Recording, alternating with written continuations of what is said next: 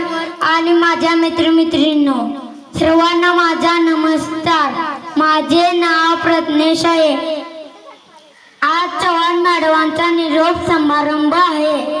मनानं दिलदार, बोलणं दमदार, वागणं जबाबदार, नेतृत्व शानदार असे अष्टपैलू व्यक्तिमत्व म्हणजेच आपल्या चव्हाण मॅडम.